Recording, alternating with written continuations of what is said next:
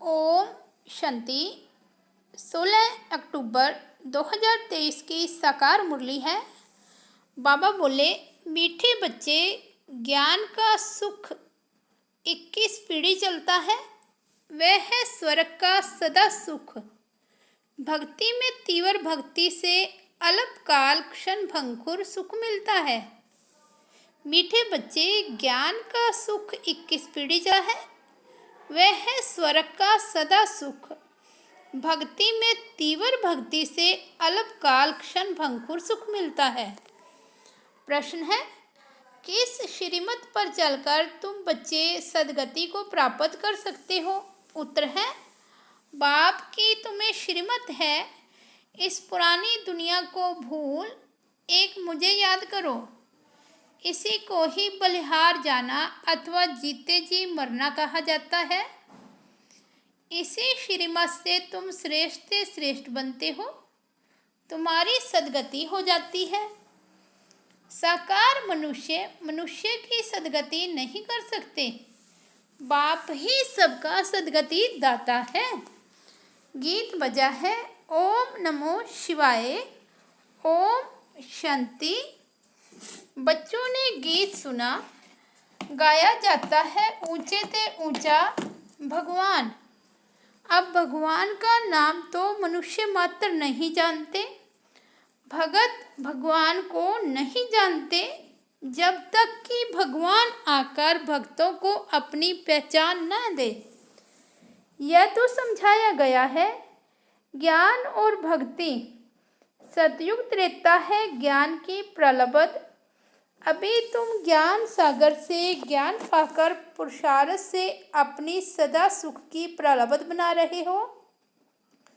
फिर द्वापर कलयुग में भक्ति होती है। ज्ञान की प्रलब्ध सतयुग त्रेता तक चलती है। ज्ञान का सुख तो 21 पीढ़ी चलता है। वह है स्वर्ग के सदा सुख। नरक का है अल्पकाल क्षण भंगुर सुख। बच्चों को समझाया जाता है सतयुग त्रेता ज्ञान मार्ग था, नई दुनिया नया भारत था, उसको स्वर्ग कहा जाता है। अभी तमो प्रधान भारत नरक हो गया है। अनेक प्रकार के दुख हैं। स्वर्ग में दुख का नाम निशान नहीं रहता। गुरु करने की दरकार ही नहीं। भक्तों का उद्धार भगवान को ही करना है। अभी कलयुग का अंत है, विनाश सामने खड़ा है। बाप आकर ब्रह्मा द्वारा ज्ञान देकर स्वर्ग की स्थापना करते हैं और शंकर द्वारा विनाश, विष्णु द्वारा पालना कराते हैं। परमात्मा के कर्तव्य को कोई समझते नहीं। मनुष्य को पाप आत्मा पुण्य आत्मा कहा जाता है। पाप परमात्मा पुण्य परमात्मा नहीं कहा जाता। महात्मा को भी महान आत्मा कहेंगे, महान परमात्मा नहीं कहेंगे। आत्मा पवित्र बनती है, बाप ने समझाया है। पहले पहले मुख्य है देवी देवता धर्म। उस समय सूर्यवंशी ही राज्य करते थे, चंद्रवंशी नहीं थे। एक धर्म था। भारत में सोने चांदी के महल थे, हीरे जवाहरातों से छतें दीवारें सब सजी हुई थी। भारत हीरे जैसा था, वही भारत अब कौड़ी मिसल बना है। बाप कहते हैं, मैं कल्प के अंत में सतयुग आदि के संगम पर आता हूँ। भारत को माताओं द्वारा फिर से स्वर्ग बनाता हूँ। यह है शिव शक्ति पांडव सेना। पांडवों की प्रीत एक बाप से है। उन्हों को बाप पढ़ाते हैं। शास्त्र आदि है सब भक्ति मार्ग की सामग्री। वह है भक्ति कलट। अभी बाप आकर सबको भक्ति का फल ज्ञान देते हैं, जिससे तुम सद्गति में जाते हो। सद्गति दाता सबका बाप एक ही है। बाप को ही ज्ञान सागर कहा जाता है। बाकी मनुष्य को मुक्ति जीवन मुक्ति दे नहीं सकते। यह ज्ञान कोई शास्त्रों में नहीं है। ज्ञान सागर एक बाप को ही कहा जाता है। उनसे तुम वर्षा लेते हो, फिर सर्वगुण संपन्न 16 कला संपूर्ण बन जाएंगे। यह देवताओं की महिमा है। लक्ष्मी नारायण है 16 कला संपूर्ण, राम सीता है 14 कला। यह पढ़ाई है, यह कोई कॉमन सत्संग नहीं है। सत्य है ही एक, वही आकर सत्य समझाते हैं। यह है ही पति दुनिया, पावन दुनिया में पतित होते ही नहीं, पतित दुनिया में पावन होते नहीं। पावन बनाने वाला एक ही बाप है। आत्मा कहती है शिवाय नमो। आत्मा ने अपने बाप को कहा नमस्ते। अगर कोई कहते शिव मेरे में है तो फिर नमस्कार किसको करते हैं? यह अज्ञान फैला हुआ है। अब तुम बच्चों को बाप त्रिकालदर्शी बनाते हैं। तुम जानते हो सब आत्माएं जहाँ रहती हैं वह है निर्वाण धाम, स्वीट होम। मुक्ति को तो सभी याद करते हैं। यहाँ हम बाप के साथ रहते हैं। अभी तुम बाप को याद करते हो। सुखधाम में जाएंगे तो बाप को याद नहीं करेंगे। अभी यह है ही दुखधाम, सभी दुर्गति में है। नई दुनिया में भारत नया था, सुखधाम था, सूर्यवंशी चंद्रवंशी राज्य था। मनुष्य को तो यह पता नहीं है कि लक्ष्मी नारायण और राधे कृष्ण का क्या कनेक्शन है। वह राजकुमारी व राजकुमार अलग अलग राज्य के हैं। ऐसे नहीं कि दोनों ही आपस में भाई बहन हैं। वह अलग अपनी राजधानी में थी। श्री कृष्ण अपनी राजधानी का राजकुमार था। उनका स्वयंवर होता है तो लक्ष्मी नारायण बनते हैं। सतयुग में हर चीज सुख देने वाली है, कलयुग में हर चीज दुख देने वाली है। सतयुग में किसी की अकाल मृत्यु नहीं होती। तुम बच्चे जानते हो, हम अपने परमपिता परमात्मा बाप से सहज राजयोग सीखते हैं। नर से नारायण, नारी से लक्ष्मी बनने के लिए यह स्कूल है। उन सत्संगों आदि में तो कोई एम ऑब्जेक्ट नहीं होती। वेद शास्त्र आदि सुनाते रहते हैं। बाप के द्वारा तुम इस मनुष्य सृष्टि चक्र को अब जान गए हो। बाप को ही नॉलेजफुल, ब्लिसफुल, रहम दिल कहा जाता है। गाते हैं ओ बाबा आकर रहम करो। हेवनली गॉड फादर ही आकर हेवन स्थापन करते हैं संगम पर। हेवन में बहुत थोड़े मनुष्य होते हैं, बाकी इतने सभी कहाँ जाएंगे? बाप सभी को मुक्ति धाम में ले जाते हैं। स्वर्ग में सिर्फ भारत ही था, फिर भी भारत ही रहेगा। भारत सचखंड यहाँ गाया हुआ है। अभी तो भारत कंगाल बन गया है। पैसे पैसे के लिए भीख मांगते रहते हैं। भारत हीरे जैसा था, अब कौड़ी मिसल है। यह ड्रामा के राज को समझना है। तुम रचयिता बाप को और उनकी रचना के आधि मध्य अंत को जानते हो। मनुष्य गाते भी हैं वंदे मातरम, परंतु वंदना पवित्र की ही की जाती है। परमात्मा ही आकर वंदे मातरम कहना शुरू करते हैं। शिव बाबा ने ही आकर कहा है नारी स्वर्ग का द्वार है। शक्ति सेना है ना, यह स्वर्ग का राज्य दिलाने वाली है, जिसको ही वर्ल्ड ऑलमाइटी अथॉरिटी राज्य कहा जाता है। तुम शक्तियों ने स्वराज्य स्थापन किया था, अब फिर से स्थापन हो रहा है। राम राज्य कहा जाता है स्वर्ग को। अभी भी कहते हैं राम राज्य हो, परंतु वह कोई मनुष्य तो कर ना सके। इनकॉर्पोरियल गॉड फादर ही आकर पढ़ाते हैं। उनको भी जरूर शरीर चाहिए, जरूर ब्रह्मा तन में आना पड़े। शिव बाबा तो तुम सब आत्माओं का बाप है। प्रजापिता भी गाया हुआ है। पिता तो बाप ठहरा ना। ब्रह्मा को ग्रेट ग्रेट ग्रैंडफादर कहा जाता है। आदि देव और आदि देवी दोनों बैठे हैं, तपस्या कर रहे हैं। तुम भी तपस्या कर रहे हो। यह है राजयोग। सन्यासियों का है हठ योग। वे कभी राजयोग सिखला नहीं सकते। गीता आदि जो भी शास्त्र हैं वे सब है भक्ति मार्ग की सामग्री।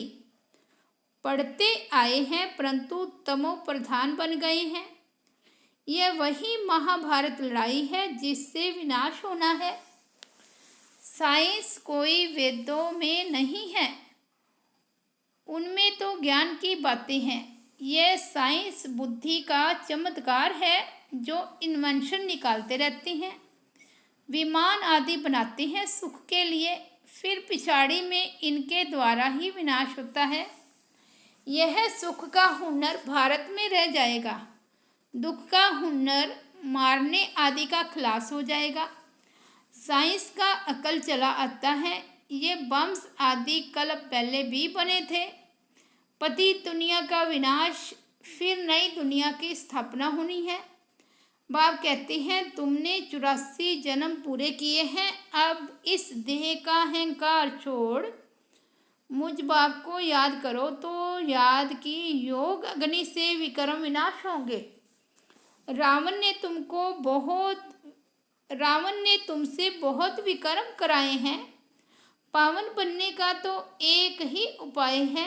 तुम आत्मा तो हो ही, कहते भी हो मैं आत्मा, ऐसे नहीं कहेंगे मैं परमात्मा हूँ।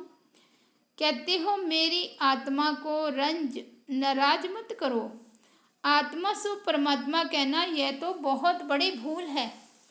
अभी है तमो प्रधान वभ्याचारी भक्ति, जो आया उनको बैठ पूजते हैं। वभ्याचारी एक की ही याद को कहा जाता है। अब वभ्याचारी भक्ति का भी अंत होना है। बाप आकर बेहद का वर्षा देते हैं। सभी को सुख देने वाला एक बाप है, दूसरा न कोई। बाप कहते हैं मुझ एक के साथ बुद्धि योग जोड़ने से ही अंतमति सोगति हो जाएगी। मैं हूँ ही स्वर्ग का रचयिता। यह कांटों की दुनिया है, एक दो में लड़ते झगड़ते रहते हैं। अभी यह पुरानी दुनिया बदल रही है। ज्ञान अमृत का कलश माताओं पर रखते हैं, यह है नॉलेज। परंतु विष की भेंट में अमृत कहा गया है।